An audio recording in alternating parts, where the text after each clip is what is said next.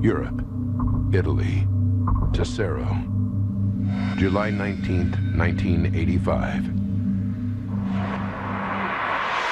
The peaceful village of Tessero lies in the Stava Valley. Its idyllic surroundings make it a popular vacation spot. Today, visitors and locals alike are out enjoying the sunshine. 12:10 p.m. Umberto and Clemente de Florian are helping their father Lucio with his carpentry business. It was a typical summer's day. I was 15 years old, and me and my brother were going to do some work for our family business, owned by my father. They load their van and head up Stava Valley Road. 12:15 p.m. Back in Tessero, Alma Treadle is home from work, serving the lunch that her mother prepared for the family. That day I came back. The table was laid. Everything was ready to eat. 12:20 p.m. 20-year-old Lucia Morandini is helping her father Mario in his sports shop. That day I thought that seeing as a new supply of stock had just arrived, I'd choose a present for my father because it was his birthday in a couple of days' time. It's a perfect day in the Southern Alps. But further up the mountain, there is something that makes the Stava Valley far from normal. Since the discovery of rich mineral deposits in the 16th century, Prestival Mountain has been mined. Local residents coexist with the mining companies who work the mountain for fluorite, a valuable chemical substance.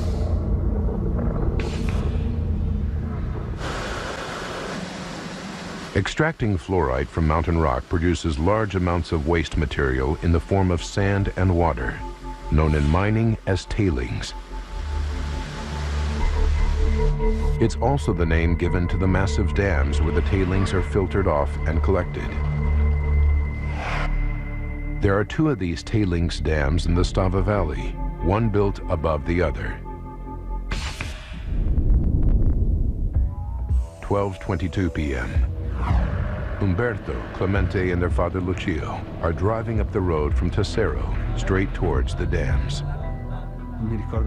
I remember that my father was singing because the next day was the 25th anniversary of the Tessero Choir.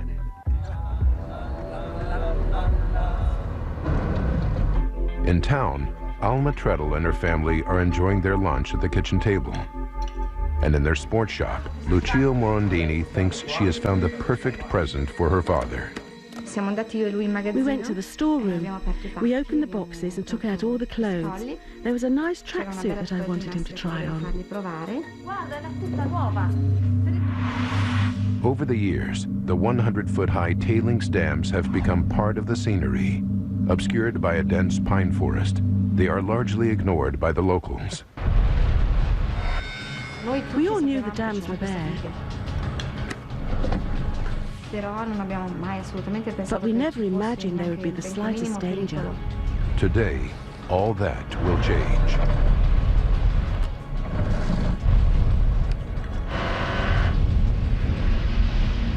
(12:22 and 55 seconds). Without warning, the dam bursts.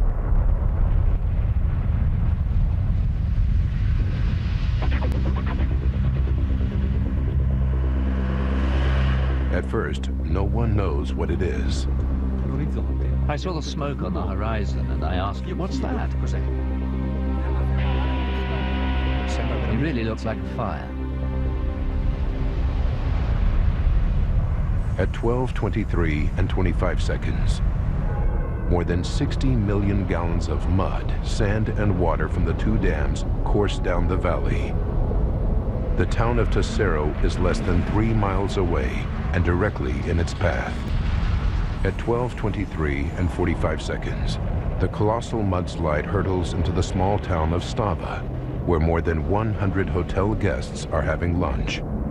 In an instant, they are all killed. Traveling at 55 miles per hour, the mudslide now races towards Umberto, Clemente, and Lucio de Florian. My father didn't waste a second. He said, "Get out quickly and get up the slope." 12:24 and 45 seconds. The wave of mud continues on its path of destruction. Next in line, Tesoro. At 12:25 p.m., the mudslide engulfs Tesoro. Alma Treadle is at home having lunch with her 4-year-old son Marco, her husband Stefano, and her mother Maria when she hears a rumbling noise. I hadn't quite leaned over the balcony when I saw what was coming down the road.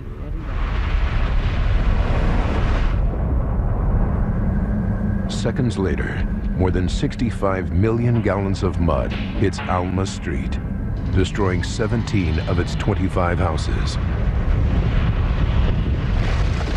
Further down the street, Lucia Morandini is working in the sports shop with her father. My father was trying on the tracksuit when we heard a huge noise. Out of curiosity, I said, "I'll just go and have a look." The devastation continues as the mudslide follows the quickest route down the mountain. Entire buildings, streets, and forests are wiped out. 12:25 and 44 seconds. The ancient bridge that has stood for 10 centuries is almost completely destroyed. Finally, 40 seconds later, it's over. The mud crashes into the valley floor, where at last it loses momentum and flows into the Avisio River. The catastrophe lasts just 3.5 minutes, but it leaves more than 3 miles of chaos in its wake. The beautiful Stava Valley has been reduced to a wasteland. Clemente de Florian narrowly escapes the mudslide by running uphill. I stopped and turned around. There was nothing left. Absolute silence. Not even a bird or a fly. Nothing. Their van is totally wrecked, submerged in mud more than 160 feet from where they left it. Clemente frantically searches for his brother and father. I heard my brother's voice calling me, and I just saw his face sticking out of the mud. I couldn't move because I was completely covered in mud.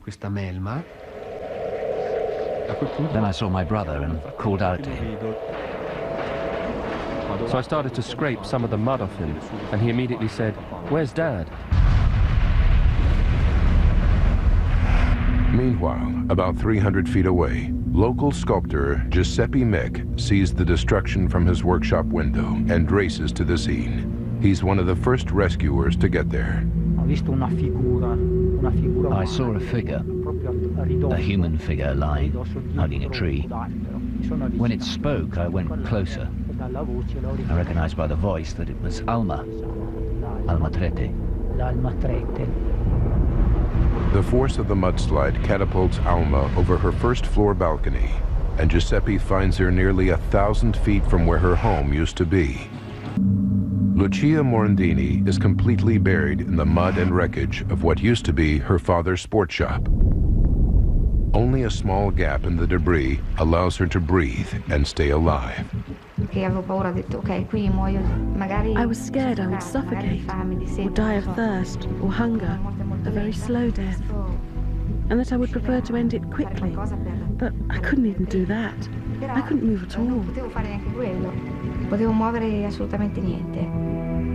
Luckily, people hear Lucia's cries for help and dig her out of the mud. She's rushed to an ambulance and taken to the hospital. 1 p.m. Just half an hour after the accident, local firefighters, Alpine Rescue, and police are on the scene. In all, 7,000 rescuers take part in the recovery operation. A fleet of 19 helicopters and 26 ambulances are on standby, ready to carry survivors to the hospital. Unfortunately, out of the 281 missing, only 13 people are pulled out alive. Umberto De Florian, Lucia Morandini, and Alma Treadle are 3 of those 13. While they're treated for trauma and broken bones, rescuers continue to search through the rubble for their families. I kept asking after my son, my mother, and my husband. But they wouldn't tell me anything. 89 men, 120 women, and 59 children perish in the mudslide. A total of 268 lives lost. Alma's husband, Stefano, her mother, Maria, and her 4-year-old son, Marco, are among them. Lucia's father, Mario, and Umberto's father, Lucio, also perish. It's one of the worst dam bursts in history. After 3 weeks, the rescue operation is over. The town of Tesero is in shock, and Italy as a whole feels a deep sense of loss. Not 1, but 2 dams have burst, and finding out why is a national priority. On the day of the tragedy, the regional court launches an inquiry to determine the exact events leading up to the disaster. The investigation team is complete with mudslide experts. Using their data, we can now piece together the chain of events to find out what really caused this terrible tragedy.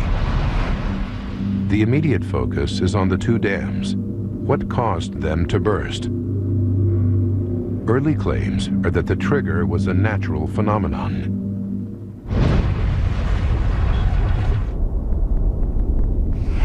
Was one of the worst dam bursts caused by an earthquake? It was a deafening noise. I got out of my car. The ground was shaking. The car was shaking. It really seemed like there was an earthquake.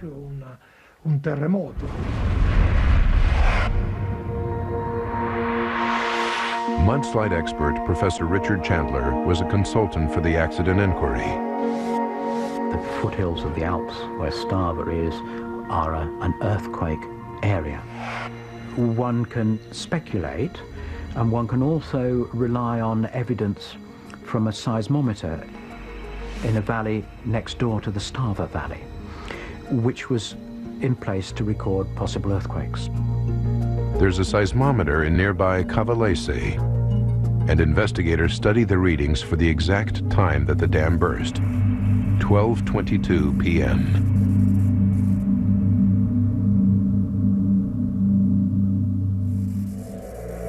Amazingly, it shows a substantial tremor, followed by another large spike 30 seconds later. The investigation team thinks it's onto something: earthquake activity. They carry out more detailed research. Other seismometers in the region barely register the tremor, if at all. This is highly unusual. It means that the tremors were very localized, too localized to be an earthquake. The dam bursts could not have been caused by an earthquake. Investigators need a new lead. They know that the Southern Alps are an abundant source of minerals. The region is dotted with mines, and the standard practice for exposing a new rock face is to blast it. Could a controlled explosion be what they see on the seismograph? Could that have caused the dams to rupture? Professor Giovanni Tassati was an expert witness at the Stava Valley disaster trial. There were discussions about the effects of explosions being carried out at nearby mines that could have been transmitted to the area and could have been the trigger of the collapse. To test this theory, the investigation team tries something unique. They set up controlled explosion in 3 mines within a 3-mile radius of Stava to see if such a blast could have been the culprit. Explosive experts detonate the dynamite.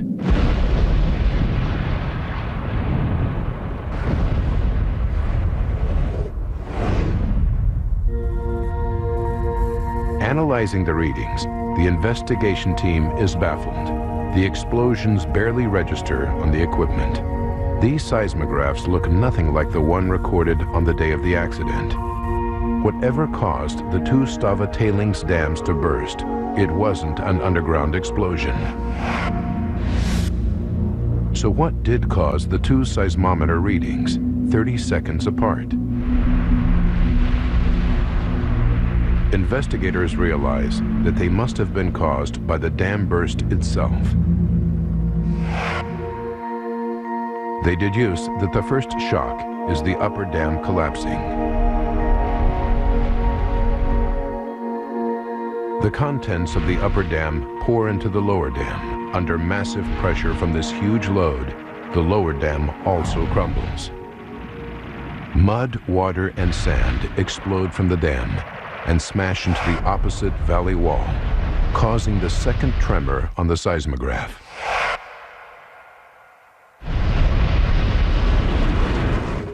Investigators now know how the dams gave way. Their next task is to find out why. If external factors like an earthquake or an explosion were not the trigger, it must have been internal. Something inside one of the dams caused the collapse. And since the upper dam collapsed first, it becomes the new focus of the investigation. Tailings dams are widely used in the mining world. Fluorite production requires massive quantities of water. It makes up 95% of all waste products in the process. A huge machine called a hydrocyclone then separates the sand from the water. Sand builds up into the wall of the dam. The hydrocyclone pumps the water into the center of the dam, creating a reservoir. The safety of the structure relies on the outer wall of the dam, which remains dry and solid, as the liquid in the middle slowly drains out through massive pipes. Tailings dams are effectively self-building. The more waste, the bigger the wall of the dam.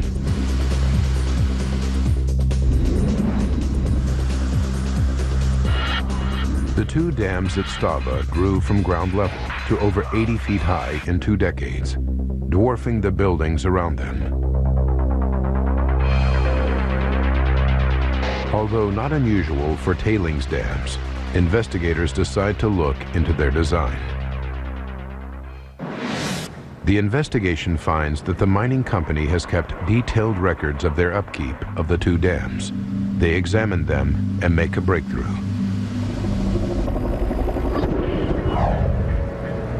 Six months before the disaster, the mining company suddenly has a problem. In January 1985, a small landslide occurs on the outer wall of the upper dam. This creates a giant hole in the wall, a 65-foot gap for water to leak out.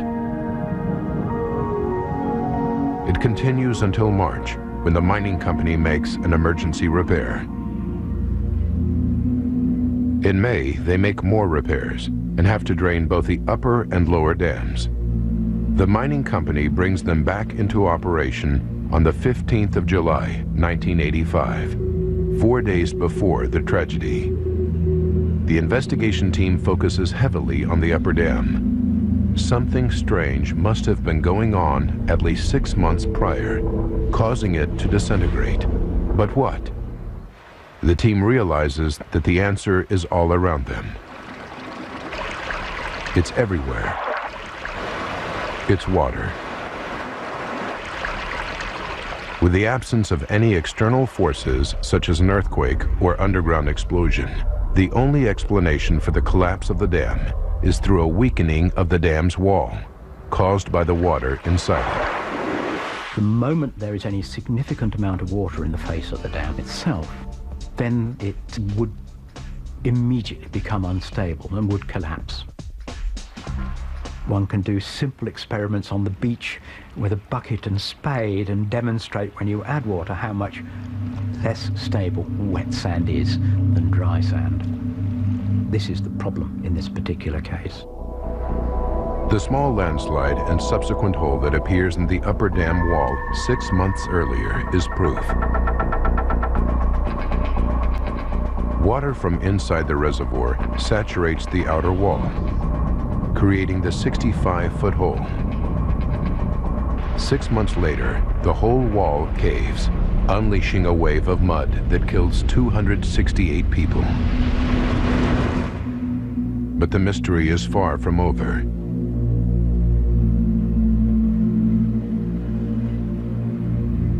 Investigators now know that water caused the dam burst. But how did it penetrate the outer wall?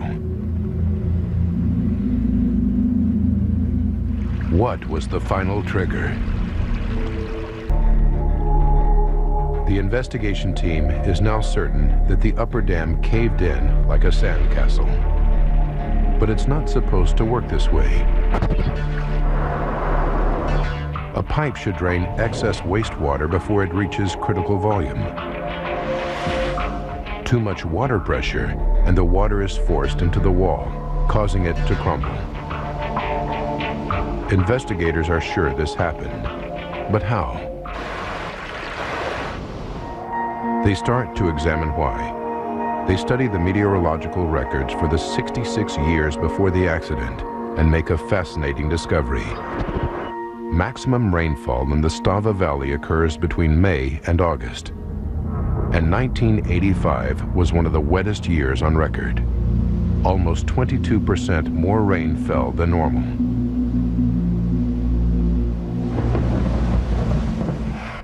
It's a good lead for the investigation team, who's sure that the record rainfall played a part in raising the volume of water. But they're not convinced that it's the only contributing factor. They know that the dams must be designed to deal with something as foreseeable as heavy rain, so they look into other reasons for a dramatic rise in water levels.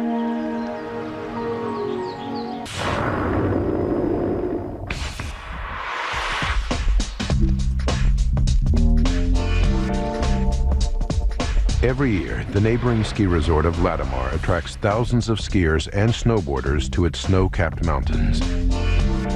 The winter before the accident had been a particularly good one for skiing. A thick snow cover grew thicker with regular snow showers.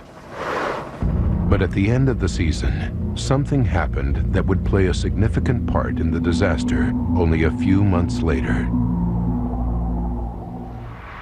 In the spring, in the Alps, the snow that fell during the winter melts, and melts relatively rapidly in the course of a few weeks. Investigators calculate that the water levels produced by the thaw that year were higher than average. Some of this meltwater would flow down the valley, through rivers, streams, and underground springs, into the tailings dams, raising the water level inside. This solves the pressure question. But investigators can't believe that increased rainfall and melting snow alone are responsible for such a catastrophic failure. The first time the upper dam sprung a leak was in January, before the rain and snow could have played a part. Investigators desperately need a new lead. They now concentrate on the heart of the accident, the wrecked dams themselves.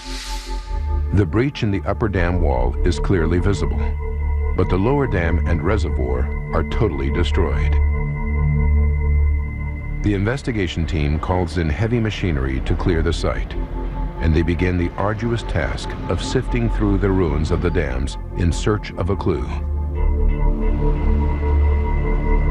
After searching through 360,000 tons of mud, silt, and rubble in the remains of the upper dam, they find one. It's the drainage pipe, and it's broken. Now they're onto something. They take a closer look at the pipe. Crucially, it shows signs of an earlier repair. A length of the pipe was replaced. But over the years since the repair, the weight of mining waste or tailings placed on top of it has caused it to sag. Then, with the passage of the years, the tailings built up above this pipe, and the pipe could have pulled out of its end joint, allowing water, which was draining the upper dam, to be discharged into the tailings at a location quite close to the outer face of the dam. Eventually, it would have pulled free from its anchor points, leaving gaps and rendering the pipe useless.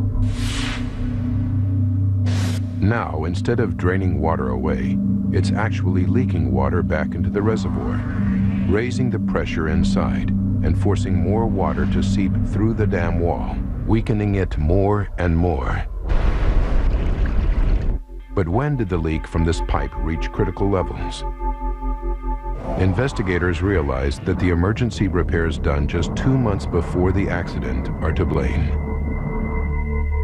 To carry out the repairs, the mining company had to empty each reservoir. As the water was drained out, the pipe could have bent further out of shape, causing bigger gaps to appear. Then, 3 weeks before the dam bursts, the reservoirs were refilled. 4 days before, mining begins again. Waste tailings are pumped into the dam, but the broken pipe can't drain away excess water. And now rainfall and meltwater are at peak levels. The pressure against the walls from these combined sources of water is too much for the dam to contain, and the water inside the reservoir forces its way out. It takes the path of least resistance, through the outer wall of the dam. Stable only when dry, this wall becomes saturated by the fluid seeping into it. The stability of the dams at Stava required that the water was kept away from the outer slope of the dam. If any water got anywhere near the outer slope of the dam, it was inherently going to collapse. Finally, something has to give. The wall of the upper dam collapses, releasing 360,000 tons of sand and water, which surge down the valley, destroying everything.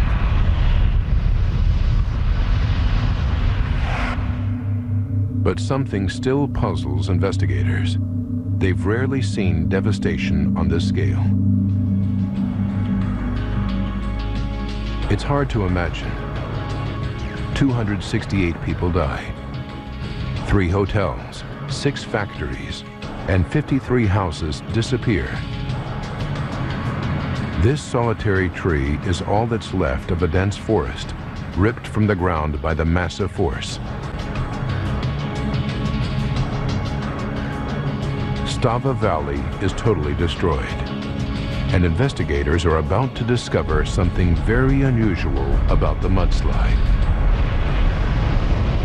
As investigators pore over eyewitness testimonies, they begin to realize there's something very unusual about the destructive power of this mudslide. There were trees and soil flying through the air, even the roof of a house. It would have been impossible to get out of the whale. The speed of a train or a lorry or something, the devastation were felt all the way down to the small town of Tessero. What's so unusual about the reports is the speed and violence of the mudslide. From the seismometer readings, investigators calculate that the mudslide reaches an astonishing 56 miles per hour. This is more like a tidal wave. Investigators study similar natural phenomena from around the world.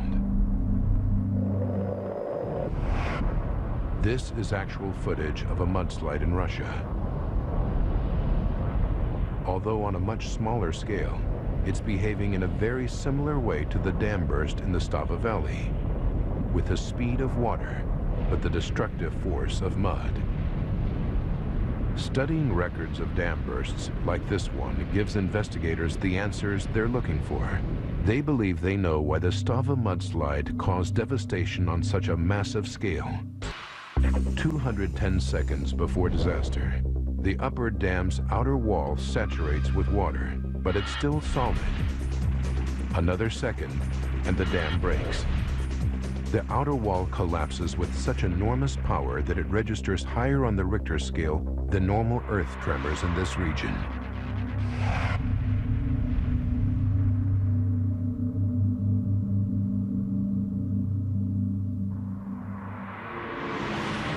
This 1950s footage of a real earthquake in Japan shows what happens to the ground when a shock wave is so powerful that the solid earth acts just like a liquid. It's called liquefaction. Liquefaction occurs when water under high pressure enters a solid structure made up of grains, like sand, forcing them apart. They become suspended in the water, making a very dense liquid, almost twice the density of water, but with all its fluid properties. It is exactly what happens when the upper dam collapses in Stava. As the outer shell disappeared down the slope, the tailings behind no longer had any support, and they become suspended in the water that surrounds them. You finish up with a high concentration of quite heavy particles suspended in the water. So it's like a double density material. And this liquefies, turns into a fluid, and flows down the slope.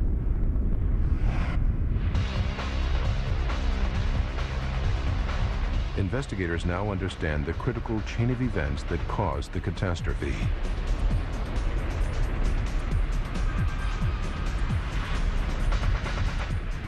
"209 seconds. The upper dam is turning to quicksand. The grains have lost their ability to stick together as a solid structure. 198 seconds. This dense liquid is now pouring out of the upper dam and into the lower dam, which is critically overloaded. For 19 seconds, the liquefied mud from both dams collects and grows.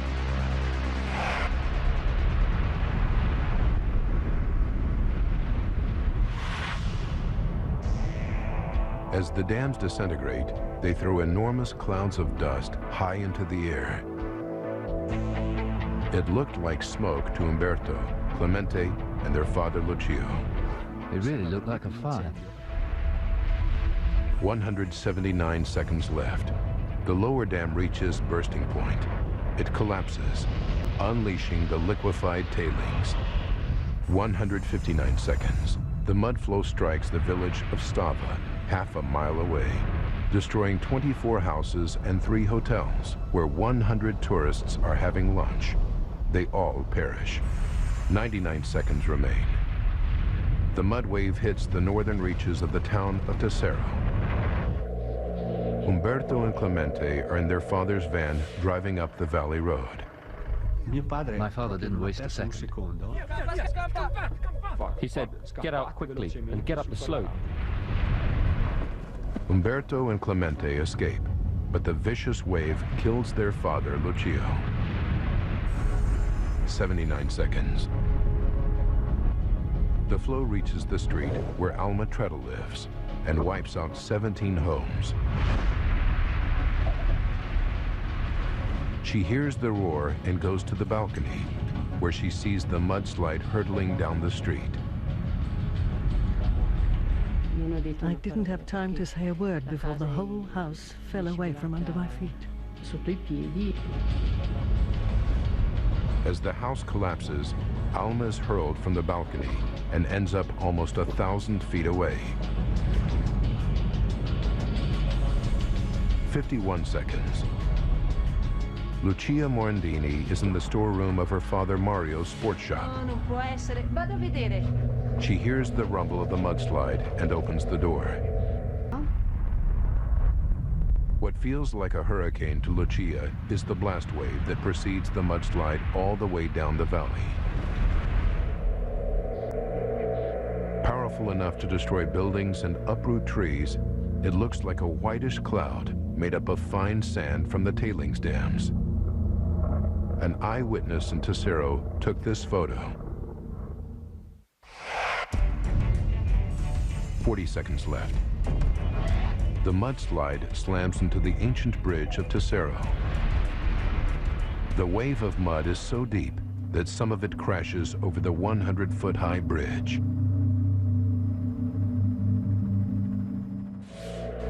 Tailings dams operate all over the world. Are thousands of people at risk? Is the disaster at Stava an isolated incident? Investigators need to find out, so they turn to the maintenance records for the two tailings dams. Their search yields shocking results. Now investigators are scouring through maintenance records to find out if the company in charge regularly monitors its stability.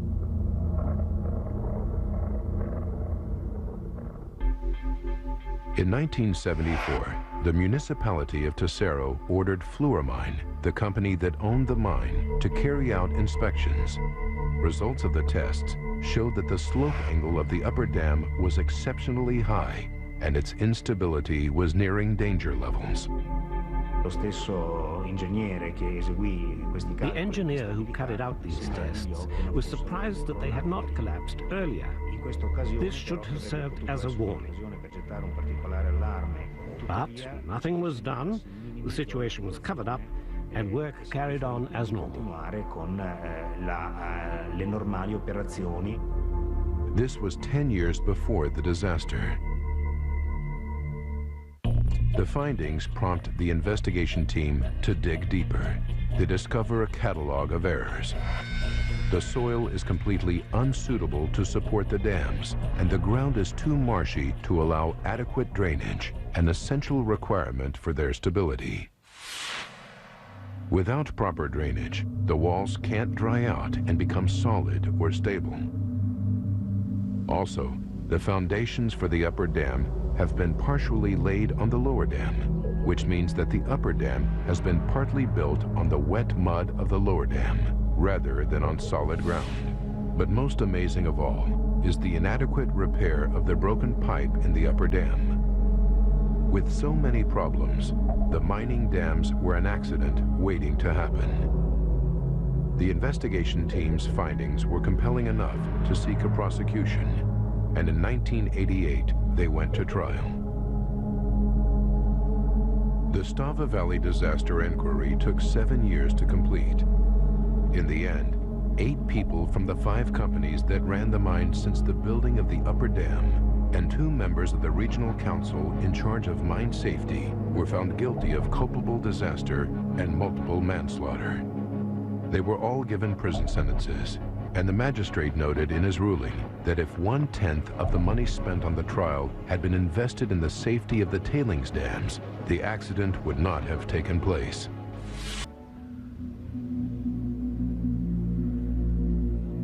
But the warnings have not been heeded.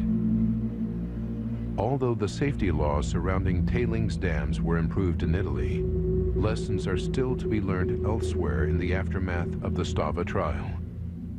Since 1985, there have been no fewer than 33 similar accidents worldwide, 8 of them occurring in the United States. In Stava, the mine never reopened after the tragedy, but following extensive restoration, the valley has regained its former beauty. The tourists have come back, and the locals have helped each other rebuild their community and return to a peaceful, idyllic way of life.